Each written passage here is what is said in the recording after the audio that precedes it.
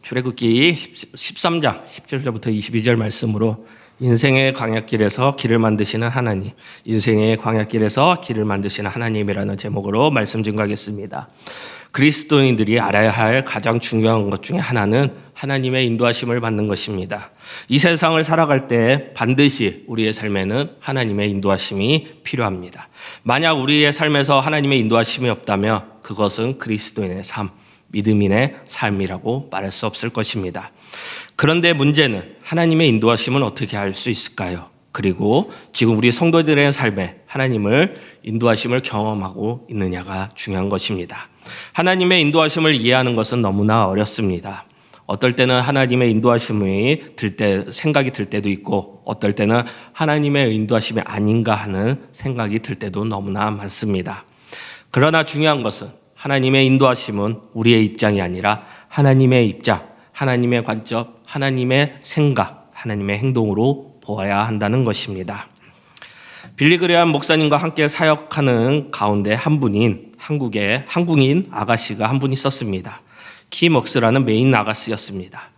그는 한국 전쟁 때 실명하였고 고아원에서 자랐고 어떤 미국 중사의 도움으로 미국에 가서 인디아나 주립대학에서 공부했습니다. 또 오스트리아에서 성악 수업을 하여 훌륭한 성악가가 되었습니다. 그녀는 예수를 믿고 놀라운 간증을 듣게 되어 빌리 그레함 목사님과 함께 항상 집회할 때마다 간증을 했다고 합니다. 그녀의 간증의 한 일부분입니다. 사람들이 장님이 나를 인도할 때 저 100m 전방에 뭐가 있는지를 말하지 않습니다. 단지 앞에 물이 있으면 건너뛰라고 하고 층계가 있으면 발을 올려놓으라고 말을 한다는 것입니다. 나를 인도하시는 분은 내가 믿고 한 걸음씩 걸음을 옮기기만 하면 나를 인도하신 분이 성실할 때 나는 내가 가지고 하는 목적지에 꼭 도착하게 된다는 것입니다. 이 분의 간증처럼 하나님은 우리를 인도하시는 방법도 이와 같다는 것입니다. 우리는 10년 후를 알지 못합니다. 당연히 20년 후를 알지 못합니다. 또 알고자 하지도 않습니다. 오늘 무엇인가를 하게 될 때 보이시는 하나님께 믿음으로 순종하게 된다면 오늘을 살면서 하나님의 내일을 인도하시고 내 삶을 인도하시는 하나님을 믿게 된다면 그렇게 살아간다는 것입니다. 내가 순종하면 지금도 하나님께서는 하나님의 기적의 역사로 우리를 인도하고 계시고 역사하고 계신다는 것입니다. 새로운 길을 만드시고 새로운 길을 여시고 개척자로 나아가게 하는 하나님은 우리에게 어떤 인도를 하고 계십니까? 오늘 성경 본문은 이스라엘 백성이 출애굽하여 홍해로 건너가기 직전의 상황입니다. 그리고 이스라엘 백성들은 본격적인 광야 생활을 시작하게 된 것입니다. 오늘 말씀을 통하여 하나님께서 광야에서 이스라엘 백성들을 어떻게 인도하셨는지 하나님의 인도하심에 대한 특징 두 가지를 살펴보겠습니다. 첫 번째는 하나님께서 인도하시는 길에 구름 기둥과 불 기둥으로 인도하셨다는 것입니다. 21절과 22절 말씀입니다. 여호와께서 그들 앞에 가시며 낮에는 구름 기둥으로 그들의 길을 인도하시고 밤에는 불 기둥으로 그들에게 비추사 낮이나 밤이나 진행하게 하시니 낮에는 구름 기둥 밤에는 불 기둥이 백성 앞에 떠나지 아니하니라.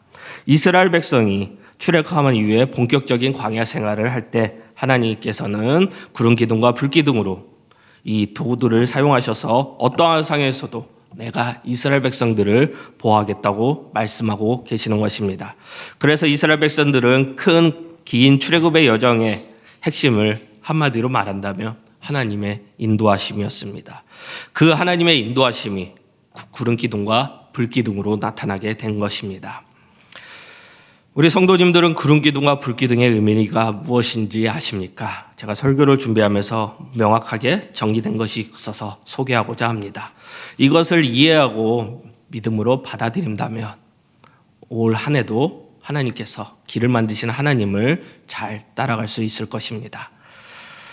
짧게 5가지가 있는데요. 첫 번째는 하나님의 존재, 믿음이라는 것입니다. 하나님께서는 분명히 살아서 역사하시는 하나님이시라는 것을 증명하는 불기둥과 구름기둥입니다. 모든 백성이 다 볼 수 있기 때문에 하나님에 대한 어떠한 믿음도 의심할 수 없다는 것입니다. 그리고 두 번째는 하나님의 명령, 순종입니다. 하나님의 말씀으로가 아닌 초자연적인 현상으로 하는 이동 명령이었습니다. 구름 기둥이 떠오르면 그들이 나아갔고 구름 기둥이 떠오르면 멈췄습니다. 자동적으로 이것은 순종의 법칙이었습니다. 세 번째는 하나님의 본질, 사랑입니다. 하나님은 사랑의 하나님이십니다. 하나님은 무섭고 두려운 분, 무관심하거나 침묵하시는 분, 멀리 계신 분이 아니라 사람들과 항상 가까이 계시며 항상 살피시고 도와주시고 힘을 내시는 분이십니다. 네 번째는 하나님의 권능, 전지전능입니다. 하나님은 약하고 무기력한 분이 아니라 강력한 권능과 힘을 발휘하시는 분이시며 모든 의심과 두려움, 불안을 가지고 가시는 분이십니다. 다섯 번째는 약속과 성취, 구원, 영생의 길. 하나님은 단 한 번, 단 두 번의 짧은 만남으로 우리를 생각하시는 분이 아닙니다.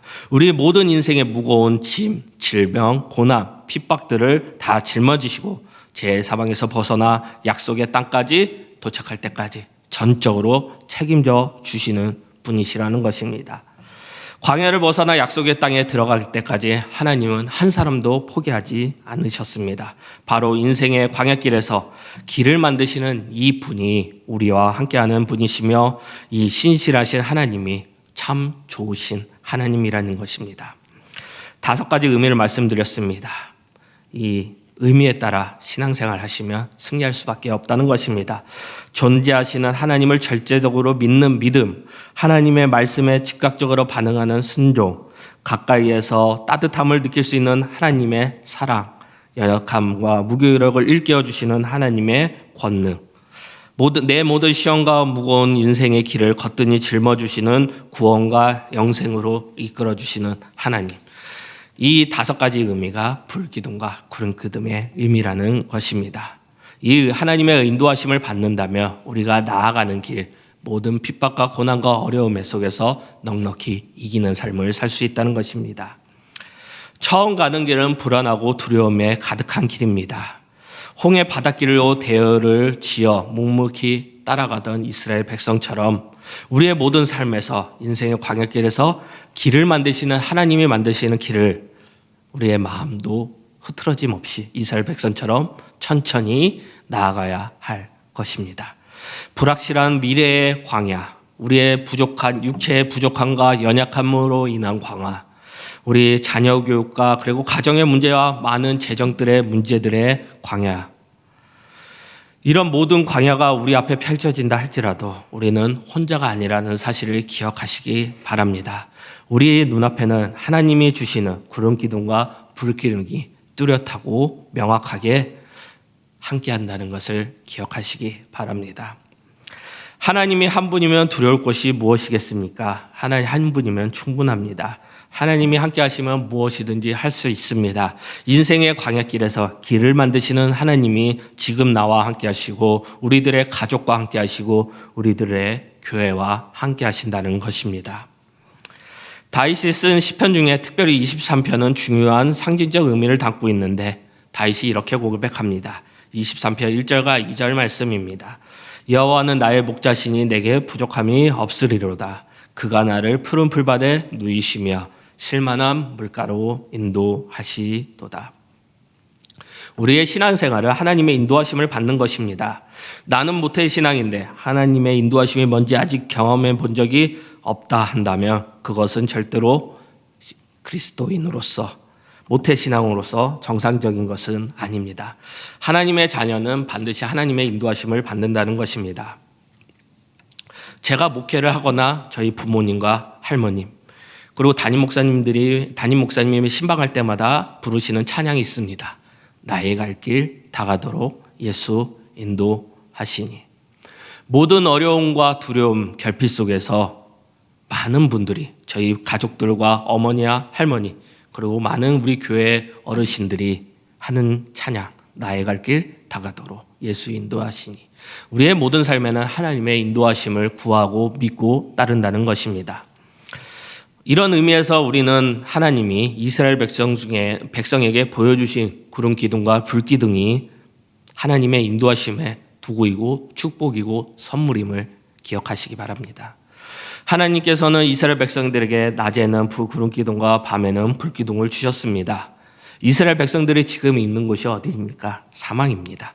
사망의 특징은 무엇입니까? 낮에는 덥고 햇볕이 강하고 밤에는 일교차가 커서 밤에는 춥습니다. 그래서 하나님은 이스라엘 백성들이 갈 때 하나님을 지키게 하는 낮에 뜨거운 불볕이나 밤에 뼈에 애리는 추위에도 해를 받지 않도록 낮에는 구름 기둥과 밤에는 불 기둥으로 보호해 주시고 인도하셨다는 것입니다. 쉽게 말하면 구름 기둥은 그 더운 햇볕의 냉방기로, 불 기둥은 추운 곳의 난방기의 역할을 하게 된 것입니다. 우리의 삶을 지켜보시고 함께 하시고 보호하는 하나님이 계시기에 이스라엘 백성들이 누렸던 은혜가 지금 우리 신앙인들 그리고 우리 성도님들의 은혜를 맛볼 수 있게 되는 것입니다. 신명기 32장 10절 말씀입니다. 여호와께서 그를 황무지에서 짐승이 부르짖는 광야에서 만나시고 호위하시며 보호하시며 자기의 눈동자 같이 지키셨도다. 이 말씀은 모세의 노래의 일부분입니다. 모세의 고백의 노래인 것입니다. 모세는 하나님을 고백하고 있습니다. 하나님은 모세를 황무지에서 그리고 짐승이 부르짖는 광야에서 보호해 주셨다는 것입니다. 그리고 눈동자같이 지켜주셨다는 것입니다. 하나님은 구름 기둥과 불 기둥을 절실하지 않다 보니 그 존재를 알지도 못하고 불편해하는 사람들을 사는 것을 우리는 많이 보게 될 것입니다. 그러면 무슨 일이 벌어집니까? 요나처럼 배가 깨지고 풍랑이 만나고 죽음의 위기 속에 나아가게 된다는 것입니다. 하나님이 주시는 구름 기둥과 불 기둥을 모른다면, 이 모든 것이 내 의지와 생각대로 되어진다면 우리는 깨진 후에 요나처럼 죽음의 위기 속에서 다시 하나님을 생각하며 구름 기둥과 불 기둥을 생각하게 된다는 것입니다. 하나님의 보호하심, 하나님의 인도하심을 생각하시기 바랍니다. 맨날 감사함으로 기쁨의 삶을 사시기 바랍니다. 우리의 힘으로는 우리에게 오는 모든 고난과 위협, 핍박을 위해 살 수 없습니다. 모든 것이 하나님의 은혜로, 하나님의 보호하심, 하나님의 축복이 있기 때문에 가능한 것입니다. 말씀에 인도하다라는 말의 히브리어는 나암입니다. 여기에 뜻은 무엇이냐? 위로하다, 동정하다라는 의미가 있습니다. 따라서 인도하심에는 하나님께서 이스라엘 백성들을 주변의 환경에 고난과 핍박에 구애받지 않도록 위로하시며 동정하시며 인도하셨다는 것입니다. 하나님은 아십니다. 이스라엘 백성들의 마음을 아셨고 그들의 생각과 의지를 아셨고 미래들을 모두 알고 계셨습니다. 그렇기 때문에 하나님은 말씀에 따라 뜻에 따라 이스라엘 백성들을 약속의 땅으로 인도하신 것입니다. 하나님의 인도하심에는 이스라엘 백성들을 생각하시고 위로하시며 동정하셨다는 의미가 있습니다. 아무 의미 없이 광야로 하나님이 인도하신 것이 아닙니다. 하나님의 위로가 있다는 것입니다. 모세의 하나님이 지금 우리의 하나님이십니다. 말씀처럼 하나님은 우리를 자기 눈동자처럼 반드시 지켜주시고 우리의 모든 삶을 인도해 나가실 것입니다. 그래서 우리 삶에 하나님께서 주시는 구름 기둥과 불구름이 있다는 것, 그리고 누구도 예외가 없다는 사실 꼭 기억하시며 나아가시기 바랍니다. 두 번째 특징은 무엇이냐? 하나님이 내 생각과 다른 길로 인도하신다는 것입니다. 17절과 18절 말씀입니다.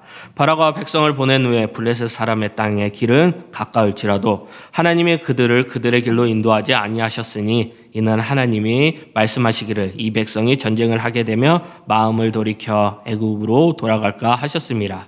그러므로 하나님이 홍해의 강의 길을 돌려 백성들을 인도하심에 이스라엘 자손이 애굽 땅에서 대열을 지어 나올 때에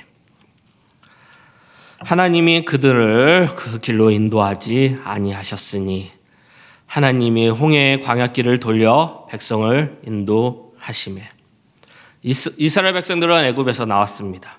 애굽에서 약속의 땅 가나안으로 가는 길 가운데는 지중해 해안 도로로 따라 블레셋을 지나 가사와 가나안으로 가는 길이었습니다. 이 길은 약 3일 정도밖에 걸리지 않는 가까운 거리였습니다. 특히 이 길은 상업도로였습니다. 보통 생각한다면 이 길을 선택해야 하는 것이 맞습니다. 그러나 그 길은 가깝지만 빠른 길이지만 그만큼 위험이 있었다는 것입니다. 경제적인 위협 때문에 그들에는 주둔군이 있었습니다. 만약에 수많은 이스라엘 백성들이 지나간다면 그것을 위협으로 느껴 크고 작은 전쟁을 치를 수밖에 없다는 사실입니다. 전쟁은 정신적으로나 물질적으로나 경제적으로나 많은 피해와 고난을 얻게 될 것입니다. 결과적으로 전쟁의 결과는 이스라엘 백성들이 다시 애굽 땅으로 돌아가는 것입니다. 그렇기 때문에 이런 상황 속에서 하나님께서는 이스라엘 백성들을 일부러 광야 쪽으로 인도하셨다는 것입니다. 인간의 상식으로는 블레셋 사람의 땅의 길이 짧고 가는 것이 맞습니다. 그러나 이스라엘 백성들은 편하고 짧은 길로 가는 것이 아니었습니다. 하나님이 인도하신 길로 갔다는 것입니다. 사람들은 합리적인 것을 좋아합니다. 사람들은 합리적이지 않은 것을 못 견뎌합니다. 그리고 자기가 생각하기에 합리적인 판단이 들면 적극적으로 지지한다는 것입니다. 그래서 합리적인가의 여부가 중요합니다. 이것은 사람을 상대할 때 좋은 태도이지만 그러나 하나님을 상대로 하는 신앙생활에서는 이런 잣대로 들이대서는 안 되는 것입니다. 신앙생활에서는 합리적인 것만 추구하는 것은 절대 옳은 태도가 아니고 우리의 작은 머리로 우리의 작은 생각과 이성으로는 하나님의 깊으신 뜻과 생각을 다 이해할 수 없기 때문입니다. 지금 이스라엘 백성에게는 가나안으로 이르는 지름길, 짧은 길이 있습니다. 하나님은 그 길을 두고 우회하라고 하십니다. 광야길로 서라라고 말하는 것입니다. 당시 이스라엘 백성들은 아마도 이해할 수 없는 인도하심이었을 것입니다. 중요한 것은 이런 하나님의 이해 안 되는 인도하심이 우리의 삶에도 반드시 있다는 것이고 계속된다는 것입니다. 왜 그래야 하는지 설명도 없습니다. 설명해 주신다고 해도 우리는 알 수 없을 것입니다. 우주를 창조하시고 이 세상을 창조하신 하나님이 큰 그림으로 인도하신 것을 우리가 무슨 수로 막고 알 수 있겠습니까? 세상을 창조하신 하나님 앞에서는 우리가 얼마나 작고 미세한 존재입니까? 그렇기 때문에 우리는 하나님의 크시고 광대하신 그 뜻을 내가 일일이 알 수 없습니다. 그래서 이것을 납득되고 순종되는 것만 한다는 것은 굉장히 어리석은 짓이고 죄인의 삶에 빠질 것입니다. 우리 모두는 하나님 앞에서 행복하기를 바라고 그렇게 살길 바랍니다. 그러면 하나님 앞에 승복할 줄 알아야 되고 하나님 앞에 나아갈 줄 알아야 되고 하나님께 의지해야 되며 소통해야 될 것입니다.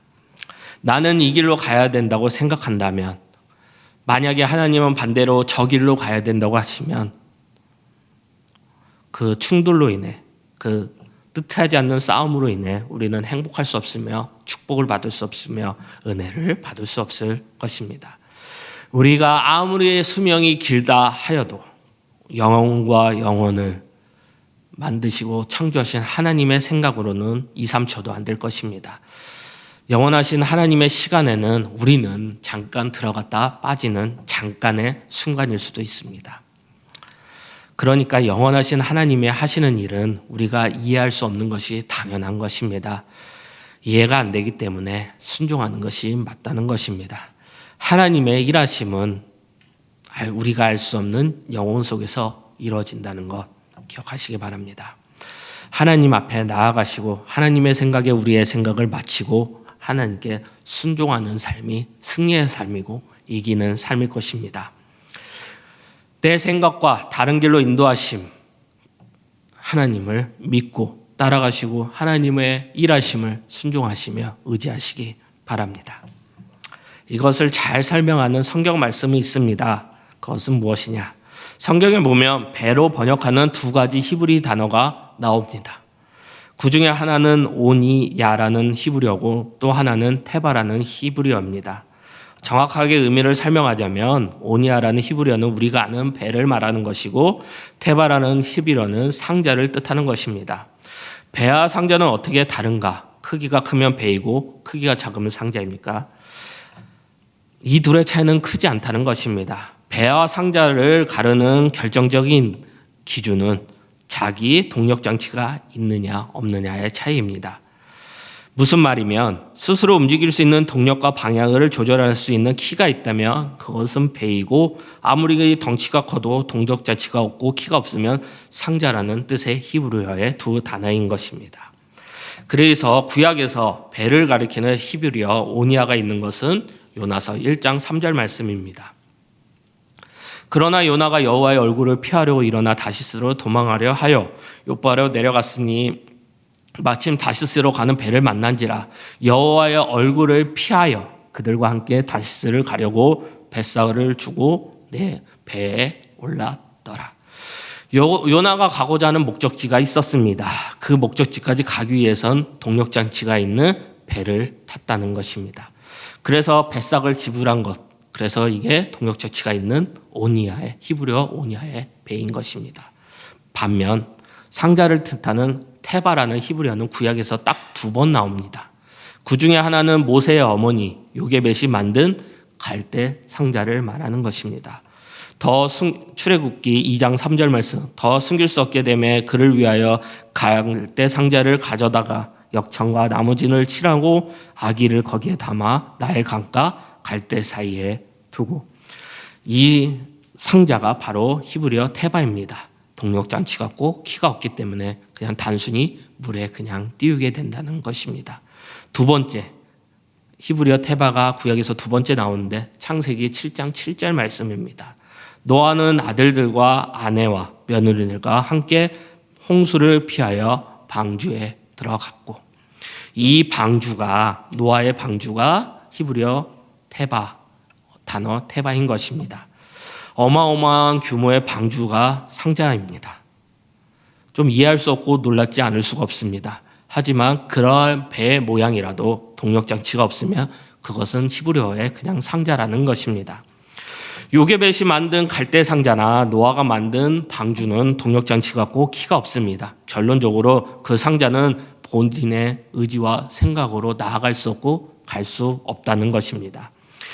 갈대 상자를 만들어 아이를 띄우는 것은 그 요게벳이 하나님께 전적으로 이 아이를 맡긴다는 것입니다. 죽이든 살리든 하나님의 손에 있다는 것. 그리고 노아의 방주도 마찬가지입니다. 홍수가 난 상태에서 방주의 움직임과 방주의 생사는 온전히 하나님의 손에 있다는 내용입니다. 이것이 구약 성경 히브리어로 나와 있는 단어 테바를 말하는 것입니다. 결론적으로 이 단어 테바는 하나님의 손길, 하나님의 보호하심과 인도하심이 있다는 단어인 것입니다. 하나님을 신뢰하고 내가 가진 생각과 뜻을 압도하는 하나님의 힘과 생각이 있다면 반드시 우리는 하나님이 도와주시고 인도하실 수밖에 없는 것입니다. 그래서 우리는 많은 성경의 인물처럼, 특히 다윗처럼 하나님께 모든 것을 맡기고, 요셉처럼 하나님께 모든 것을 맡기고 이끌어 가시는 대로 하나님께 물으며 기도하며 순종하며 나아가는 것입니다. 요나처럼 하나님의 뜻이 있는데, 하나님의 말씀이 있는데 요나처럼 버티지 마시고 순종하는 것이 지혜로운 태도라는 것입니다. 하나님 앞에서 요나가 타고 있던 배, 히브리어 단어 오니아처럼 자기 동력을 가지고 키가 있어서 언제든지 내가 가고자 하는 길로 가는 길, 그 길은 많이 피곤하고 힘들고 요나처럼 죽음의 위기에 빠질 수 없을 것입니다. 우리가 잘못 생각하고 우리가 잘못된 길을 가고 있다면 하나님을 생각하시고 하나님께 맡기신다면 하나님이 반드시 그 길을 돌려주실 것입니다. 요나처럼 풍랑을 만나지 마시고 모세의 어머니처럼 그리고 노아처럼 하나님의 뜻에 순종하며 모든 것을 맡기시기 바랍니다. 그러면 하나님께서 우리를 보호하시고 하나님의 손이 반드시 우리를 일으켜 세워 주실 것입니다. 인간의 상식으로는 블레셋 사람의 길이 맞았습니다. 하지만 결론적으로 하나님이 이끄시는 그 길이 맞다는 것입니다.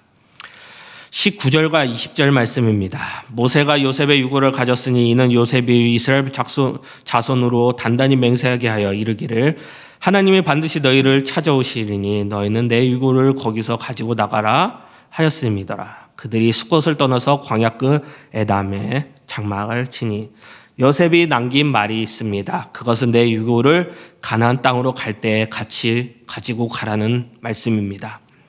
여기 요셉의 말, 하나님이 반드시 너희를 찾아오시리니. 하나님이 찾아오신다는 것이고 이스라엘 백성들과 함께 하신다는 것, 하나님이 이스라엘 백성들을 인도한다는 요셉의 유언과 같은 말씀입니다. 똑같습니다. 요셉이 우리에게 하는 말입니다. 하나님은 반드시 우리 성도님들 한 사람 한 사람을 찾아오신다는 것입니다. 계속 말하는 것이 무엇입니까? 요셉 또한 하나님의 인도하심을 믿었고 우리도 인도하심이 있다는 것입니다. 하나님께서 왜 우리의 길을 막으십니까? 의아하고 단지 어려울 수도 있습니다. 하지만 그 길 가운데 하나님의 생각과 하나님의 섭리가 반드시 있다는 것 생각하시길 바랍니다. 하나님은 때로는 우리를 편한 길이 아닌 어려움과 고난과 핍박의 길로 인도하실 때가 너무나 많습니다. 그 길이 십자가의 길이라도 우리는 한 걸음씩 한 걸음씩 믿음으로 나아가시기 바랍니다. 이사야 55장 8절과 9절 말씀입니다. 여호와의 말씀에 내 생각은 너희 생각과 다르며 내 길은 너희의 길과 달라서 하늘이 땅보다 높음 같이 내 길은 너희의 길보다 높으며 내 생각은 너희의 생각보다 높으니라. 하나님은 우리를 인도하실 때 가장 적합한 방법으로 인도하신다는 것입니다. 우리에게 가장 필요한 방법, 우리가 결론적으로 약속의 땅을 완주한 이스라엘 백성처럼 우리도 완주할 수 있는 성공적인 방법으로 인도하신다는 것입니다. 왜냐? 하나님은 우리보다 우리를 더 잘 아시기 때문입니다. 그러므로 인생의 광역길을 만난다고 해서 낙심하거나 원망하거나 포기하지 마시기 바랍니다. 오늘을 살아가는 것이 너무나 힘들다고 하더라도 하나님을 믿고 따라가시기 바랍니다. 오늘 하루하루를 살아갈 때 분명히 하나님이 우리를 찾아와 주시고 인도해 주십니다. 그 길이 광야처럼 힘들고 어렵다고 생각이 들 수도 있습니다. 그 길 가운데는 하나님의 인도하심이 있고 요셉의 말처럼 반드시 우리를 찾아오신다는 것입니다. 그 힘으로 살아가시기 바랍니다. 말씀 마무리하겠습니다. 지금 우리가 어느 길이 참이고 거짓인지 모르는 세상을 살고 있습니다. 어느 길이 하나님의 인도하심을 위한 길인지 알 수도 없는 힘든 삶을 살고 있습니다. 우리 앞에 있는 길이 너무나 화려하고 편하고 쉽게 보인다고 하더라도 그 길이 아닐 수도 있습니다. 그래서 우리는 하나님의 말씀을 듣고 따르며 순종하며 하나님 앞에 나와 기도해야 하는 것입니다. 비록 인구가 좁다고 어렵다고 할지라도 하나님이 인도하시기를 가게 된다면 아무리 방해하는 세력들이 있고 우리를 힘들게 하고 핍박한다 할지라도 하나님의 인도하심이 있다면 우리는 큰 힘을 얻게 될 것입니다. 그러나 요나처럼 내 생각대로 살다가는 망할 수밖에 없고 죽음의 위기 속에 빠질 수 없습니다. 하나님이 인도하신 길을 나아가시기 바랍니다. 인생의 광역길에서 하나님의 인도하신 두 가지 특징 무엇입니까? 불기둥과 게으름기둥, 하나님의 손이 우리를 보호하신다는 것. 우리가 어리석은 길을 가지 않도록 두 번째 특징, 하나님이 붙들어 주시고 축복해 주시고 찾아오신다는 그 인도하심을 기억하시면서 오늘 하루를 그리고 앞으로의 길을 천천히 한 걸음씩 나아가시기 바랍니다. 주님으로 축복합니다. 그리고 예수 그리스도의 모든 은혜가 함께하기를 기도하겠습니다. 다 함께 일어나셔서 우리 바다의 길을 하늘의 빛을 찬양하겠습니다.